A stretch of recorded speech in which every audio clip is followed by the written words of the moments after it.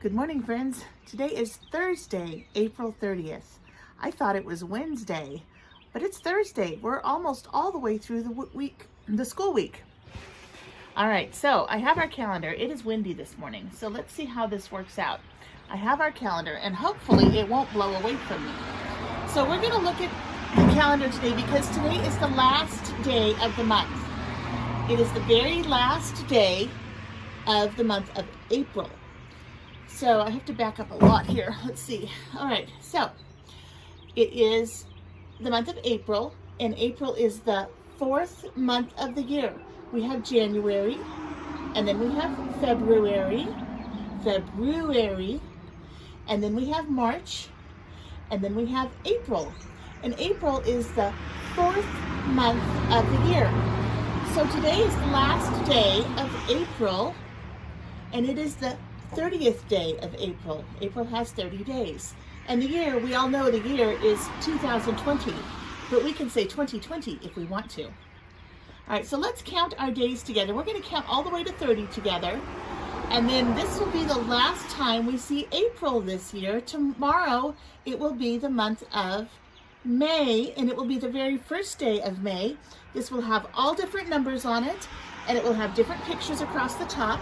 And this word will say May instead of April. So I'm excited about having a new calendar tomorrow. So this is blowing a little bit, but let's see if we can do this. I want you all to get your counting fingers out. Wiggle it around. Exercise that finger because you're going to use it. All right, you ready? Okay, show me. Excellent. Let's start counting together. 1, 2, 3, 4, 5, 6, 7, 8, 9, 10, 11, 12, 13, 14, 15, 16, 17, 18, 19, 20, 21, 22, 23, 24, 25, 26, 27, 28, 29, and the last day is 30. Yes, it is the very last day of April. So I'm going to put my calendar over here. I have to tuck it into one of my chairs because it wants to blow away. All right. So that is kind of exciting because I always like when we have a very new month or a very old month, and then we're going to start the new month. I like starting new things. I fed our birds this morning in our bird feeder, so hopefully they will come and visit. But sometimes they get a little sketchy because I'm moving around a lot up here, especially when I'm reading a book. But we'll see. We saw a cardinal the other day, didn't we? So I have a new book today that I'm going to read. We haven't read it before. I'm kind of excited about it.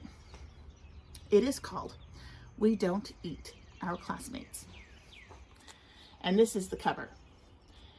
It says, We Don't Eat Our Classmates. It's kind of a silly title, but the cover has a jacket on it. So I'm going to take the jacket off and let's take a look underneath the jacket and see if the cover of the book is the same as the jacket on the book. And I haven't looked yet, so I'm going to be surprised too.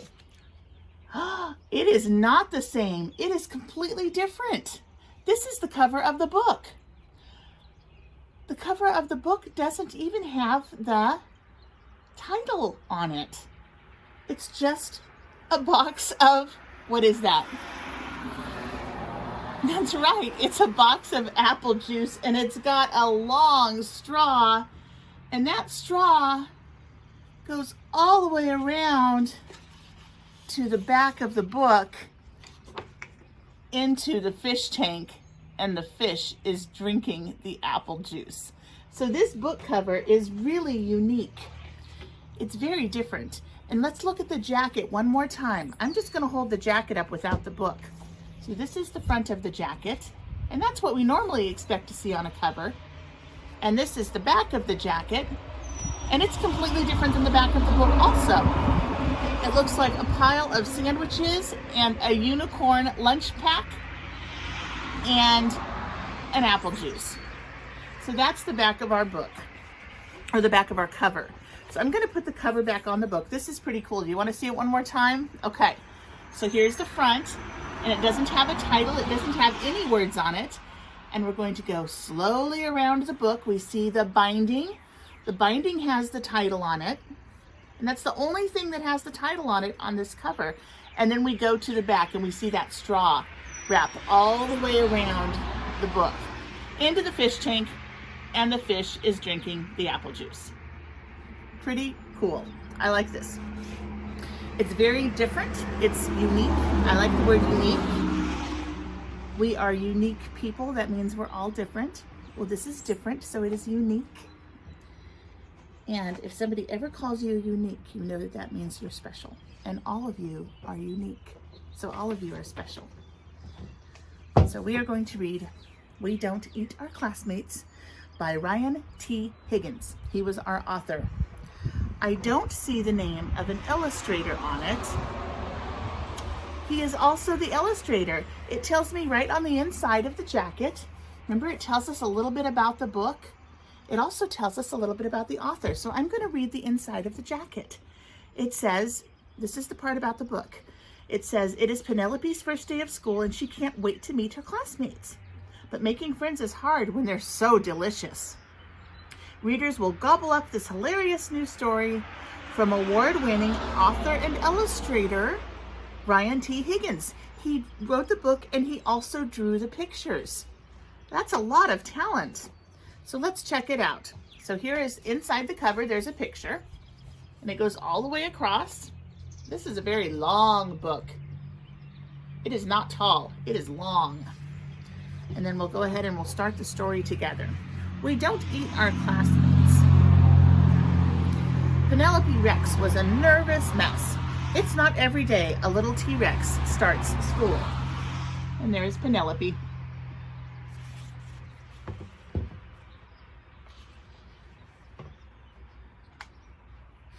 What are my classmates going to be like? Will they be nice? How many teeth will they have? That was a very important question. There's Penelope and she's thinking about her classmates and wondering what they'll be like. That's her bedroom.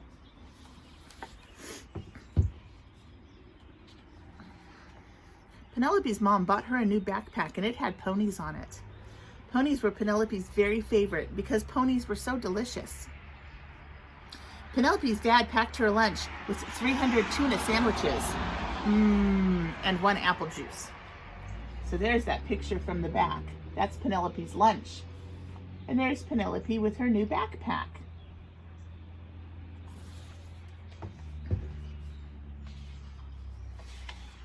Finally, the big day came, and Penelope Rex was very surprised to find out. There she is at school. That's the big day. And she's walking in the door, and it says she was very surprised to find out, we have to turn the page to find out what she discovered, that all of her classmates were children. They weren't T-Rexes like her. They were all children. And there's Penelope at the door and all the children playing.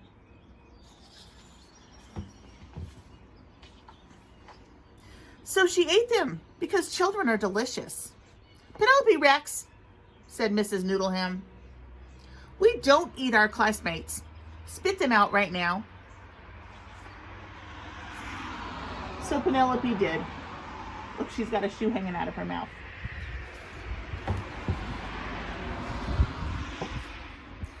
It was not the best way to start school, but Penelope was determined to have a good first day.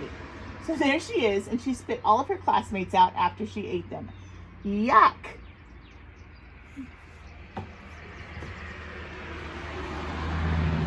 She tried hard to make friends at recess. She finger painted some of her best work, and she even saved Griffin Emery a seat at lunchtime. So here she is, trying to make friends at recess, and it looks like she's opening her mouth to eat them when they come down the slide. And here she painted a picture of her eating a classmate. And there she is, saving room for a person to come sit with her, here we go, at lunchtime. But I don't know if he wants to sit there because last time he was next to her, she ate him. Penelope started to notice that everyone was making friends except for her. She was very lonely.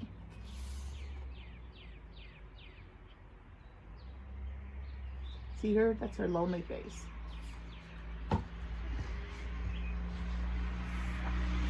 When she got home, she asked her dad asked her about her first day at school. I didn't make any friends, Penelope said. None of the children wanted to play with me. Penelope Rex, her father said. Did you eat your classmates? Well, maybe just a little bit.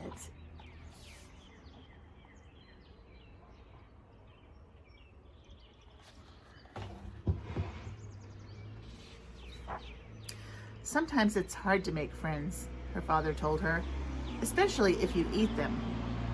You see, Penelope, children are just the same as us on the inside, just a little tastier. That gave Penelope a lot to think about.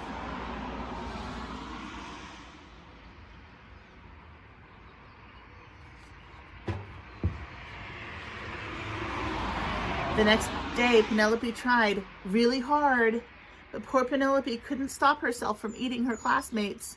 Mrs. Noodleham. Penelope ate William Omato again, one of the children said, and they were all afraid of Penelope.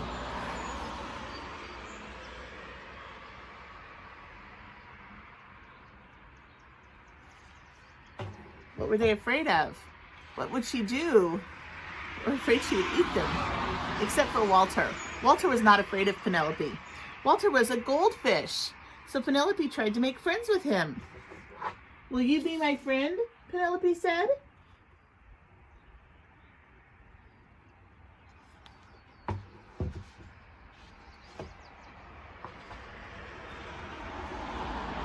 Chomp! Penelope put her little hand in the fish tank, her little T-Rex hand, and look what Walter did. He chomped on her finger. Can you say chomp? Chomp. Ooh! Cried Penelope. He's eating my finger.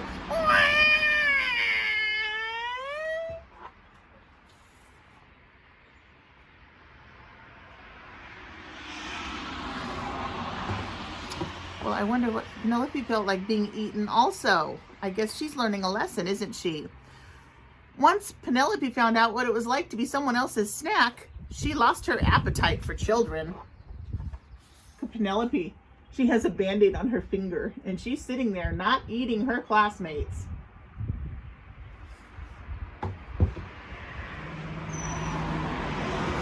She stopped eating her classmates. Even when Cece Woodman spilled barbecue sauce all over her shirt, she didn't eat her. And as soon as Penelope made friends, they all started playing with her. She brought them brownies, and she played on the slide. Now, even when children look especially delicious, she looks over at Walter and remembers what it's like when somebody tries to eat you.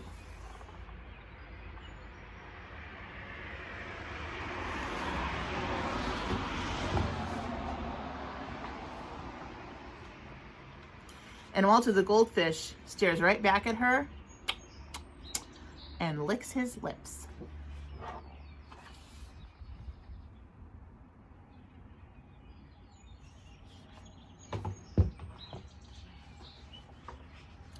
Because dinosaurs are delicious. And that is the end of our story. We don't eat our classmates. Poor Penelope learned a lesson, didn't she? All right. So that'll be the end of our circle time today. We had some coloring activities and some color activities we did earlier this week. A lot of you turned in your activities to me by videoing with me and showing me what you did. You also sent pictures and let me see, video and pictures. I think that's the only way that we shared. So I saw what a lot of you did. If anyone else has a color activity to turn in, I would love to see it.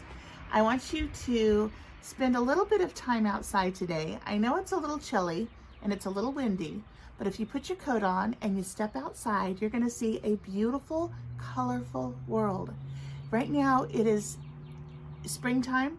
We are in the middle of spring. We're going to be in summertime in several weeks. But springtime is a glorious green. If you look behind me, you can see all different shades of green. The trees are getting leaves. They didn't have any leaves last month. Now they're covered in little leaves. My bushes are growing. They're covered in green leaves. My grass is growing. We've had to mow the grass. The birds are out. I hear the cars. I wish the cars would stop so I could hear the birds. Now listen, let's see if we can hear the birds together. There's one more car. All right, let's try now.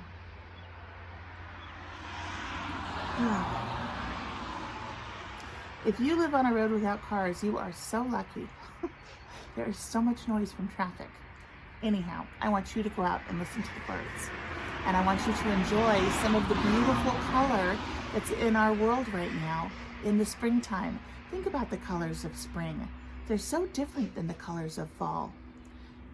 The colors of fall are what colors?